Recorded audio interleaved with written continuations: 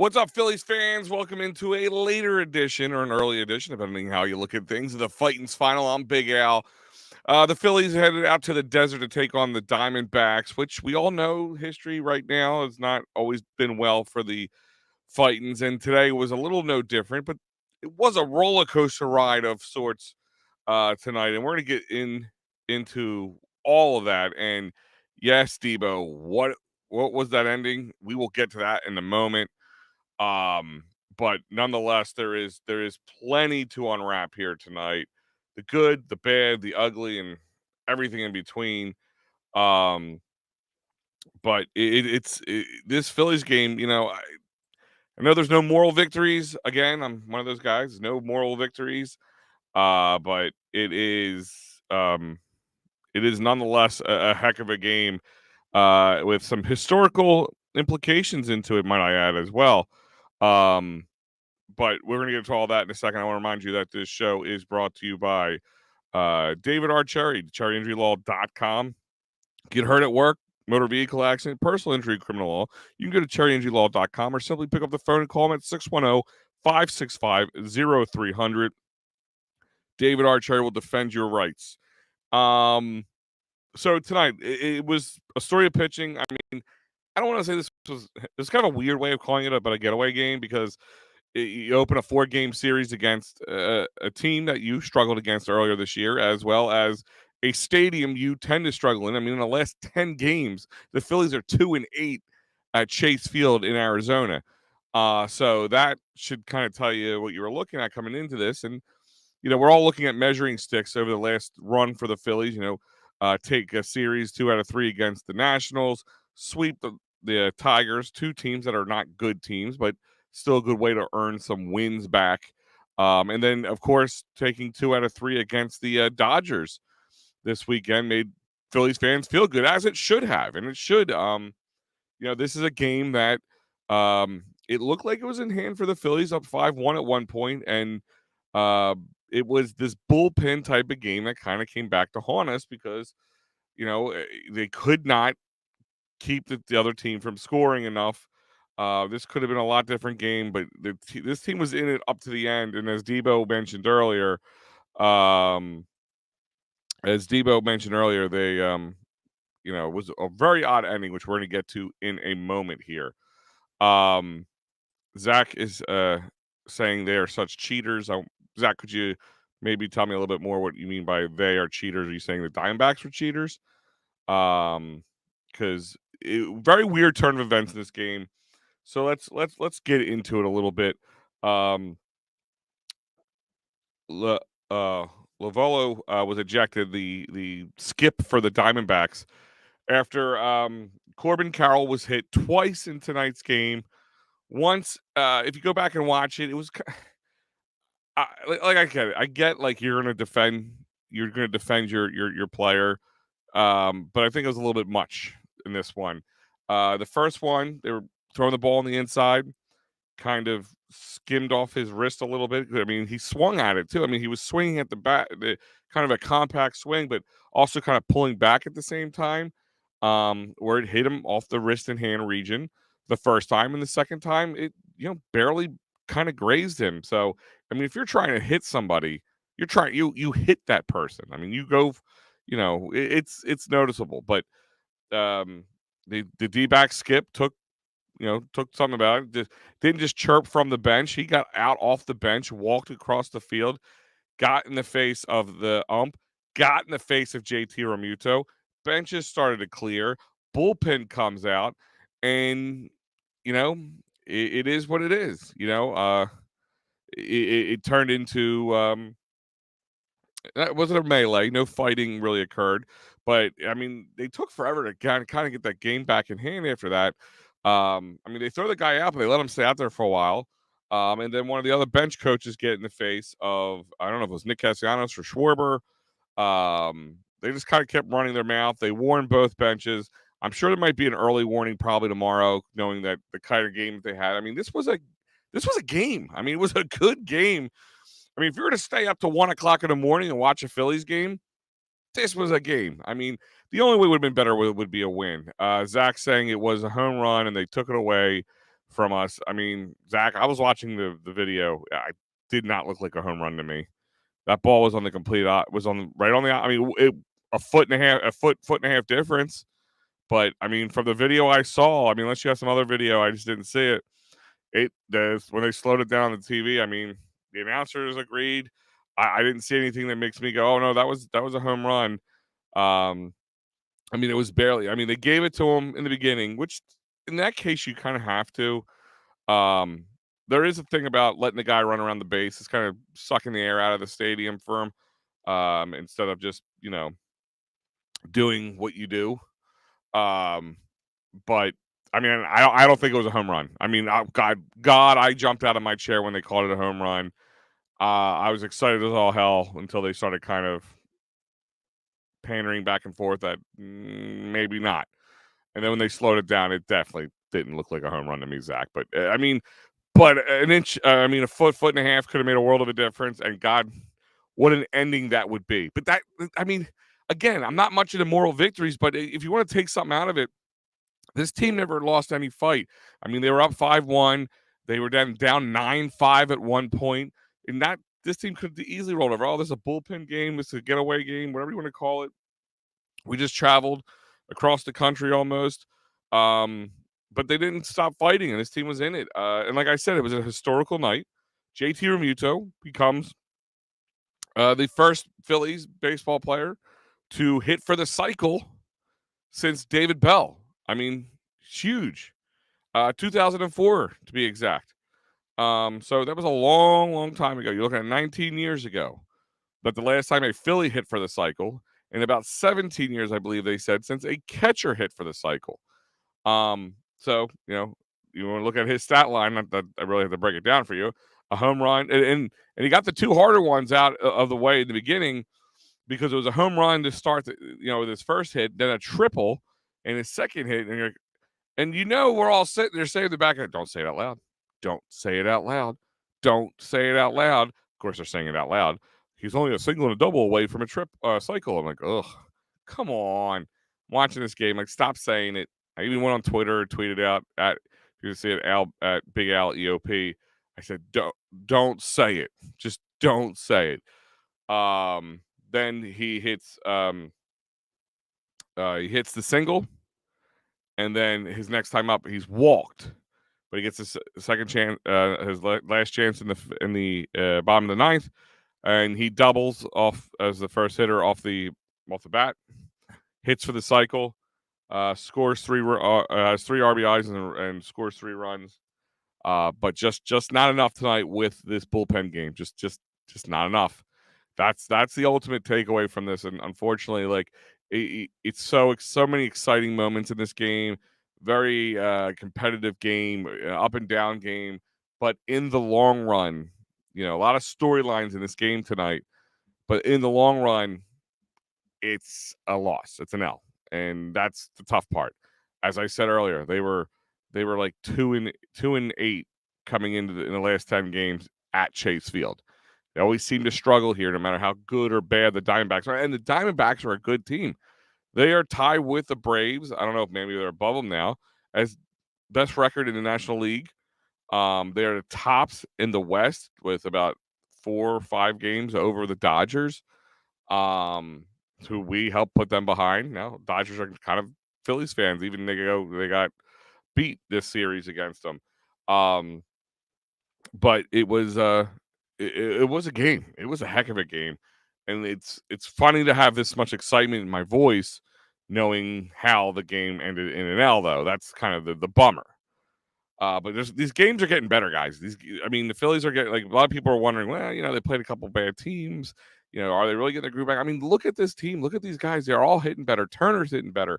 Harper's struggling a little bit, but I'm not worried about Harper. JT Realmuto, I don't have to say much. That man just hit for the cycle tonight, so not an easy feat, and he did it.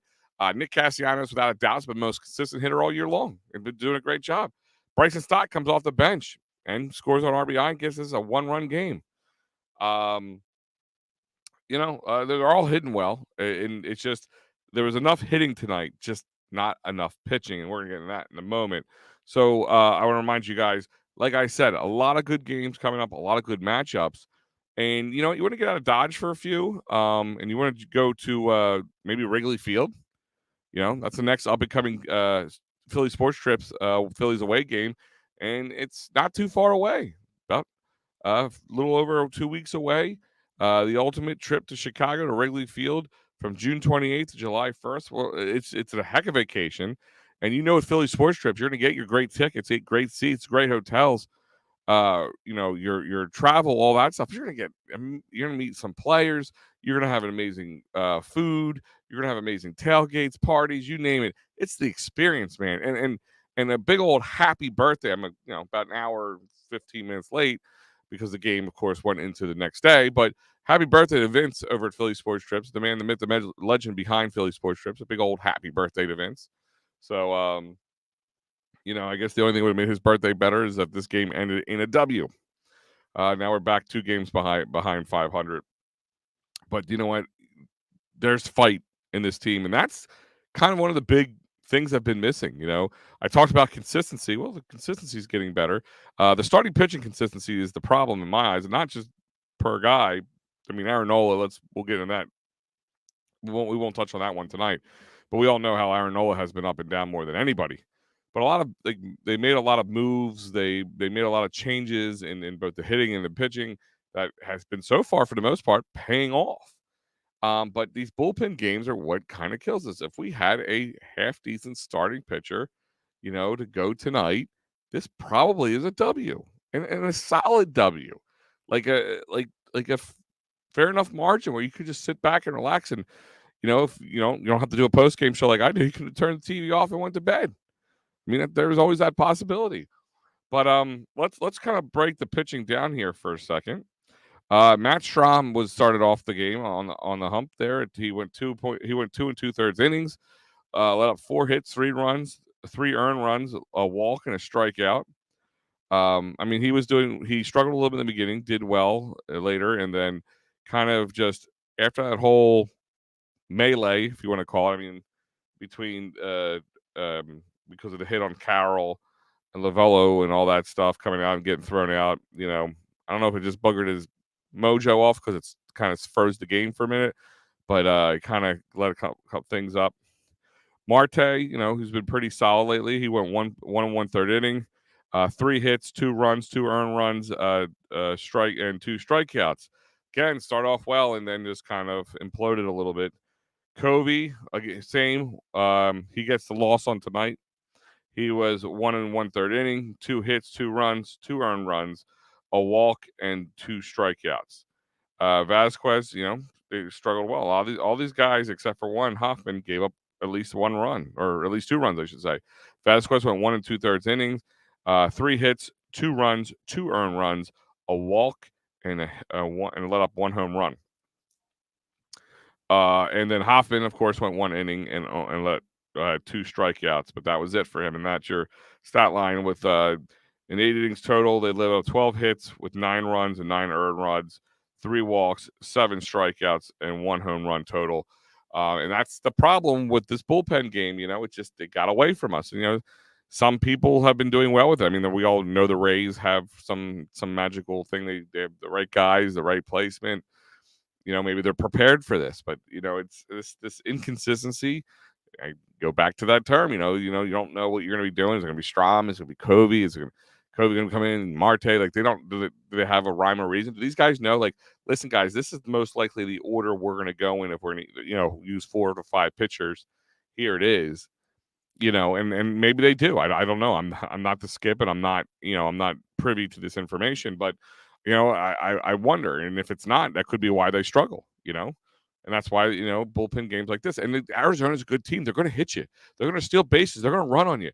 They have a really good bullpen like we do. It's a good matchup all around.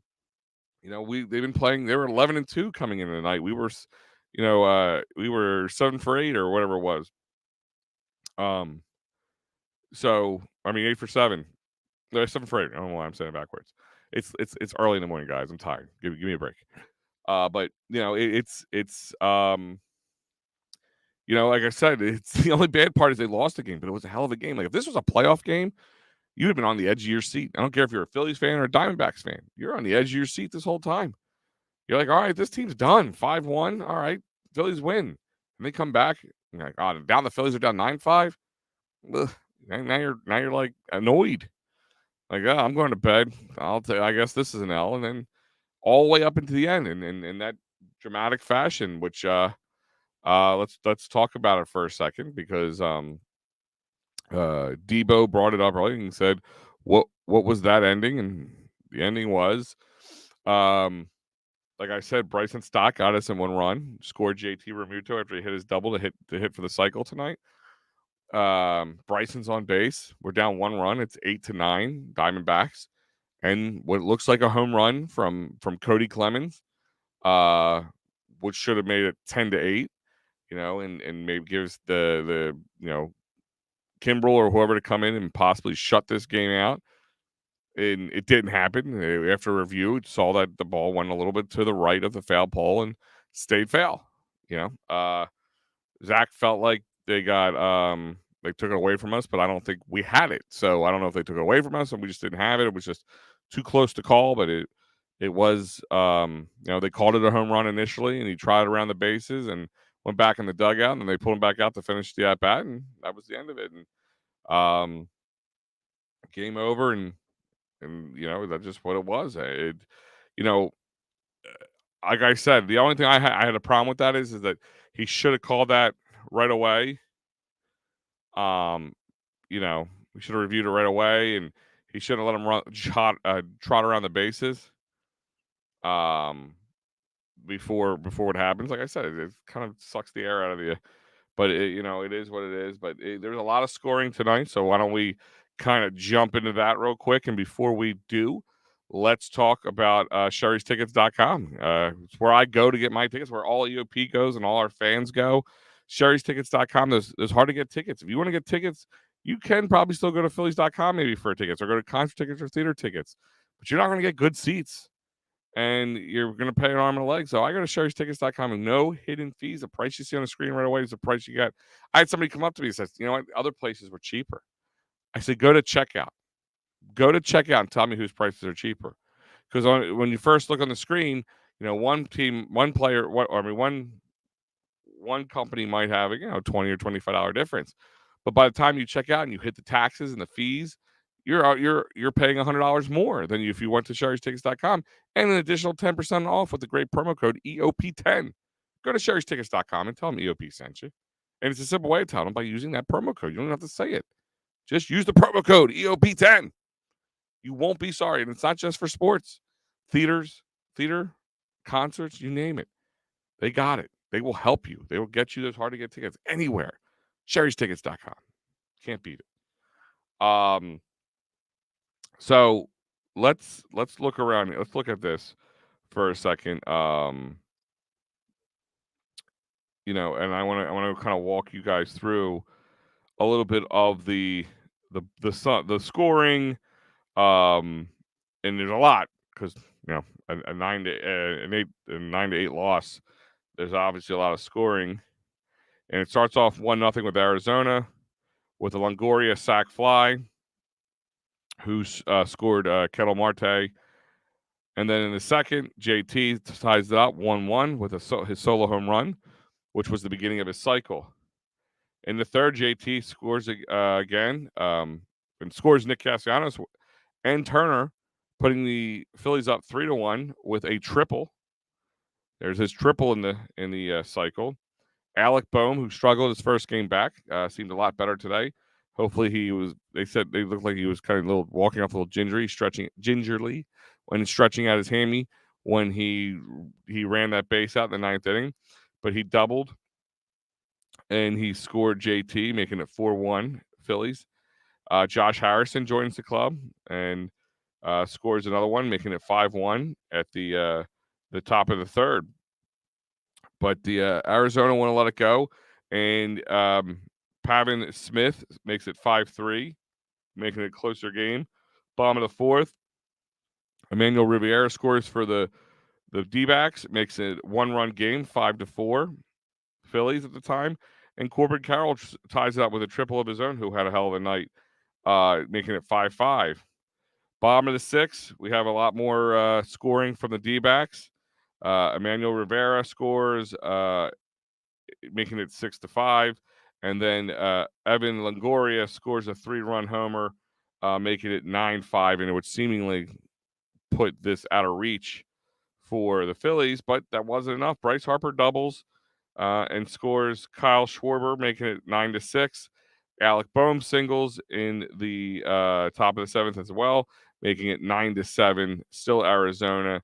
We go into the ninth. They pull Bryson Stott, or no, they put in Bryson Stott off the bench. He scores a run, scores JT, making it 9-8. And then I told you how it all ended. Well, we thought we had a home run from Cody Clemens, but it was taken away from us, and that's it for your scoring summaries tonight. Let's see what we have. Yeah, Debo, it was a crazy ending. Like I said, if you're not a Phillies fan or a Diamondbacks fan, you still watch a hell of a game. I never seen that ending before. Usually they'll call that, or they'll call it foul, and then they'll review it and go, nope, it's a home run. Because you trot around the bases, you kind of zaps your energy, and then you think you have a home run, and you're cheering, and then you get pulled back in. That makes things a little difficult. Zach's like, yeah, it's insane. They took it away from us. Bunch of cheaters they are. And then Debo just wow.